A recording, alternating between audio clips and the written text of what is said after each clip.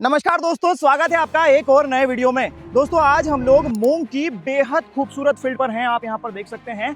और दोस्तों फील्ड तो खूबसूरत है ही, लेकिन सबसे महत्वपूर्ण चीज़ जो खेती की है वो है वैरायटी। वैरायटी भी यहां पर बहुत शानदार लगी हुई है। इस वैरायटी को पूरी तरह से यहां पर फोकस में रखेंगे। इस वैरायटी का बोलबाला बहुत ज़्यादा है। वैरायटी है MH1762। तो क्या वाकई इस वैरायटी में पोटेंशियल है या फिर सिर्फ हवा हवाई है? इस वीडियो में दोस्तों हमारे साथ एक ऐसे किसान हैं जिनको इस खेती का बड़ा अनुभव है। इसके साथ ही दोस्तों इस खेती की शानदार प्रैक्टिसेस की वजह से इन्हें हमारा एरिया गुरुजी के नाम से भी बुलाता है। तो आइए मिलवाते हैं आपको गया प्रसाद जी खोरे से। नमस्कार सर। नमस्कार। स्वागत है आपका फार्मिंग टेक्निक पर। जी। सबसे पहले तो आपको शुभकामनाएं। बहुत शानदार फील्ड ये लगी हुई है। बहुत बहुत धन्यवाद आपको। दो चीज मुझे जो दिखाई दी है, एक तो 45 डिग्री सेंटीग्रेड का टेम्परेचर है अभी, और अभी फल सेटिंग जारी है इसमें, बिल्कुल फुल ड्रॉप नहीं हो रहा है। हाँ, और दूसरी इसकी हाइट बहुत शानदार है। अब आगे आपसे डिटेल में चर्चा करेंगे। सबसे पहले तो इस वैरायटी को कब बोया गया था? ये वैरायटी मेरी लगी 25 मार्च की। ये वैरायटी MH1762 62 की है। हाँ। आपने लगाई थी इसको 25 मार्च 25 मार्च को। हाँ। 25 मार्च से आज 18 मई, मतलब 2 महीने में अभी 1 वीक कम है।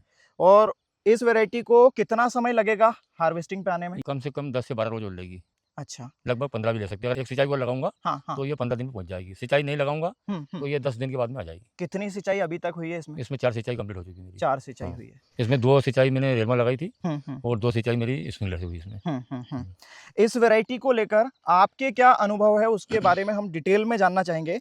सबसे पहले कोई भी किसान क्योंकि वैरायटी लगाता है तो सबसे पहले उसको ये जानना होता है कि इसकी प्रोडक्शन कैपेसिटी कितनी है। तो कितनी कैपेसिटी है इस वैरायटी की, और इस फसल को देखते हुए आप क्या कह सकते हैं, मतलब आपके अनुभव के हिसाब से क्या बोल सकते हैं कि इसका प्रोडक्शन? डाटा में काफ़ी उत्पादन बताया इसका। बाकी मेरे अनुभव से फिर भी मैं इसको मानूं कि 20 क्विंटल हेक्टेयर का उत्पादन मेरे खेत में आ सकता है इसका। अच्छा, मतलब 8 क्विंटल एकड़ तक, जो कि एक अच्छा उत्पादन माना जाता है। और अगर 8 क्विंटल आता है तो लगभग 65-70 हजार रुपए की आमदनी ये फसल दे सकती है। अगर इस वैरायटी में बीमारियों के लिहाज से देखें, सबसे बड़ी समस्या मूंग की फसल में या फिर हाई टेम्परेचर क्रॉप में वायरस की होती है। इस फसल में वायरस को लेकर कैसा आपने रेजिस्टेंस नहीं, देखा है? बिल्कुल इसमें दिक्कत नहीं है। जैसे मोजक वगैरह इत्यादि एक भी पौधा इसमें नहीं है।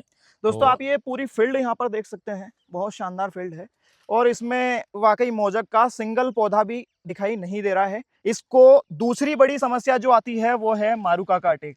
वो बिल्कुल इसमें अभी तक तो मालूम नहीं पड़ी। आपने इसमें रेगुलर स्प्रे किए हैं? रेगुलर स्प्रे जो सामान्य रूप से जो कर रहा हूँ, हाँ। जैसे विशेष मारुका के लिए कोई स्पेशल नहीं किया मैंने। अच्छा, अभी तो फसल तो पूरी नीट एंड क्लीन है, इसमें समस्या देखने को अब नहीं इसमें कोई मिल रही। व्हाइट फ्लाई जैसे रहती है, इसके बाद में इसमें हाँ। जो बबूतिया वगैरह आता है, वो अभी ऐसी कोई प्रॉब्लम इसमें नहीं है। और एक इसका एक प्लस पॉइंट है कि 13 किलो एकड़ कुल मात्र लगा हुआ है ये। अच्छा, और आपने ये लाइन से लाइन की दूरी क्या ये रखी 12 है इंच इसमें? की है। 12 इंच रखी है। 13 किलो पर एकड़ की सीड रेट रखी है। और इसका एक सबसे प्लस पॉइंट जो मूंग की खेती में किसान के लिए बहुत मदद करता है हाँ। कि हम अधिकतर देखते हैं वैरायटियों में कि फूल आता है 4 से 5 दिन में, जितना फल कन्वर्ट हो गया हम्म। वो हो गया। अगर उस प्लेट में कोई ईल लग गई तो आपका नुकसान हो गया, या अधिक टेम्परेचर फुल ड्रॉप हो गया तो मतलब आपका बाहर छूट गया।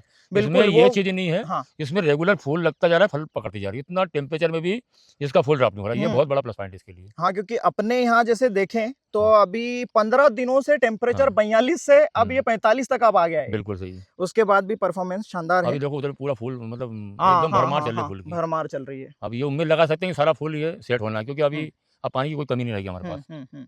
और 8 क्विंटल एकड़ जैसे प्रोडक्शन आता है तो ये मूंग की फसल के लिए वैसे भी टॉप प्रोडक्शन में से ही माना जाता है।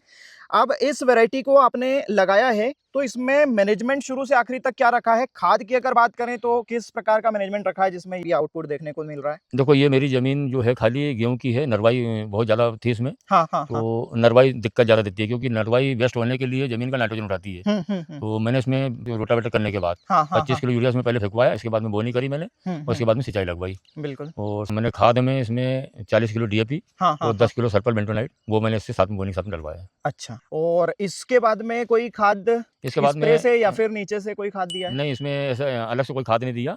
इसमें मैंने एक थाइफेनाइल मेथाइल जरूर इसमें डलवाया था, यूरिया में मिला के थोड़ा, ताकि वो जो सूखने वाली हाँ। एक खास बात और भी इस प्लाट की, इसमें कम से कम 12 साल इसके रेगुलर हो गए मूंग की बुआई करते हुए। हाँ। ये रेगुलर मूंग की जमीन है मेरी। तो इसमें जो मूंग की फसल में पिछले 2-3 सालों से जो हम देख रहे हैं कि शुरू में इसमें जो गलने वाली समस्या, जड़ गलन, तना गलन बहुत ज्यादा आता है, डैम्पिंग अप वाली समस्या आती है, तो इस फसल में, इस वैरायटी में देखने को मिली है क्या? नहीं, इसमें जैसे मैंने जो पहले बार किया उसमें तो कोई दिक्कत आती नहीं। ये दिक्कत कब आती है जब सेकंड पानी लगाते हैं तब दिक्कत आती है। तो वैसे इसमें दिक्कत नहीं आई।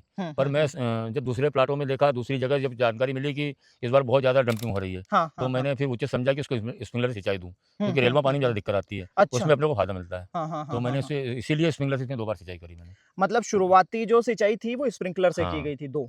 नहीं, 2 सिंचाई पहले रेलवा रही और तीसरी चौथी स्प्रिंकलर से करी मैंने। अच्छा, ये दोस्तों ध्यान रखने वाली चीज़ है, क्योंकि यहाँ पर ये समस्या नहीं आई है तो आप भी इसे फॉलो कर सकते हैं और इसका अच्छा परिणाम आप देख ही रहे हैं।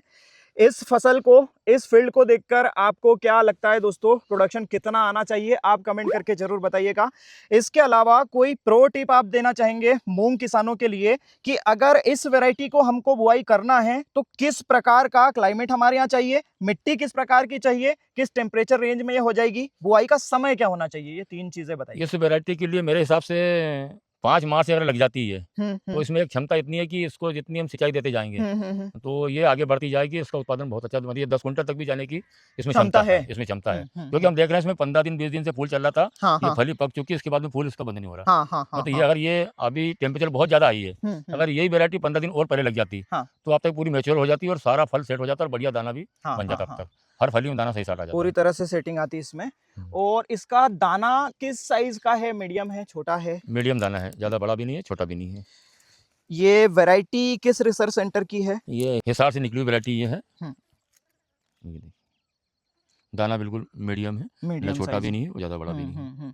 इस वैरायटी को लेकर आप क्या कहना चाहेंगे, क्या आप रिकमेंड करेंगे किसानों को इस वैरायटी को आगे लगा सकते हैं? बिल्कुल मैं रिकमेंड करूंगा और ज्यादा करके इसलिए भी करूंगा क्योंकि इस अनुदान से जो वैरायटी निकली है पहले भी उन्होंने किसानों को काफी साथ दिया। अगर मैं आपको उदाहरण के तौर पे बता दूं, ये मैं 421 कम से कम 8 से 10 वर्ष पूर्व रिली हुई, वो आज भी किसानों के पास लगी हुई है काफी जगह और आज भी अच्छी निकल रही है। इसके बाद में वहां से आई MH1142 3 साल पहले, वो भी जितनी अभी तक खेतों में किसानी के बाद उत्पादन आया वो सारा बीज में जा रहा है, उसको किसान खूब पसंद कर रहे हैं। इसके बाद में पिछली बार से ये आ गई 1762, ये भी जितना पिछली बार कहीं कहीं लगा था छुटपुट, ये भी सारा बीज में गया। इस बार भी जितना लगा है ये सारा बीज में जाने वाला है। मैं किसानों को बिल्कुल रिकमेंड करूंगा, ये वैरायटी बहुत अच्छी है, क्योंकि ज्यादातर ये जो मैंने आपको पहले पूर्व बताया भी था कि फूल ड्रॉप होने वाली समस्या आती है दूसरी वैरायटियों में, और इसमें वो समस्या नहीं आ रही है। आपने कितनी वैरायटीज लगा रखी है? मेरे पास अभी MH1142 ज्यादा लगी है और ये अभी 40 किलो ये मिला था सीड मेरे को, ये लगा हुआ मेरे पास।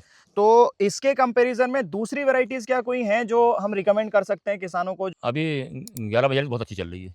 वायरस रेजिस्टेंट भी है। वो भी मेरे पास ज्यादा पिछली बार भी लगी थी, वो बढ़िया 7.5 का उत्पादन आया था उसका। इस बार ज्यादा वही बीज मैंने पूरे लगाया था, ये मेरे को एक बीज मिल गया था, फिर ये लगा दिया मैंने।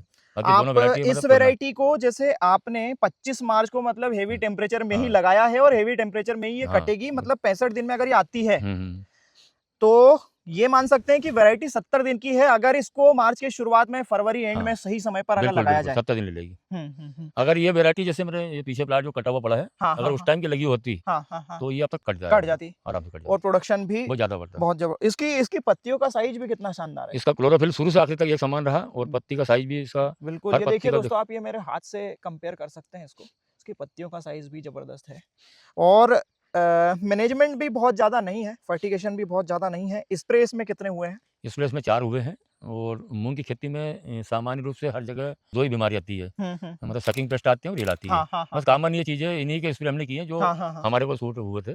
बस इसमें एक चीज़ का ध्यान रखना, तो किसान आजकल सारे समझते हैं कि स्प्रे शाम के समय होना चाहिए, तभी आपको रिजल्ट मिलेगा। मतलब ये महत्वपूर्ण चीज़ है, ये सबसे ये टॉप सीक्रेट है। और दोस्तों मैं आपको सुझाव दूंगा कि इस हाई टेम्परेचर में जब आप इस क्रॉप को लगाते हैं तो सिलिकॉन जैसे तत्वों का इस्तेमाल करें।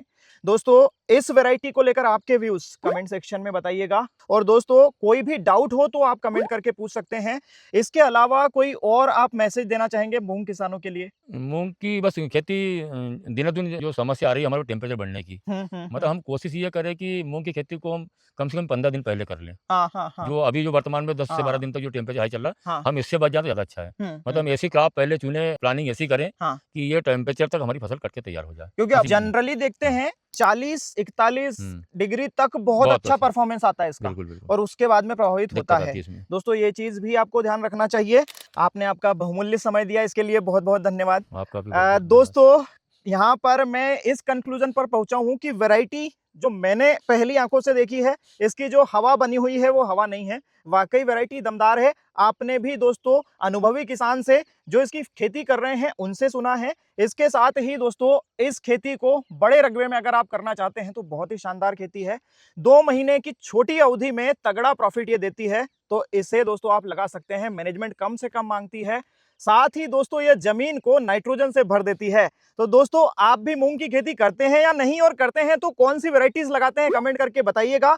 दोस्तों उम्मीद करता हूं ये जानकारी आपको पसंद आई होगी। अगर पसंद आई हो तो प्लीज लाइक करिए, ज्यादा से ज्यादा वीडियो को शेयर करिए। चैनल पर नए हैं तो सब्सक्राइब करके ही जाइए, ऐसी ही अनगिनत जानकारियां लगातार देखते रहने के लिए।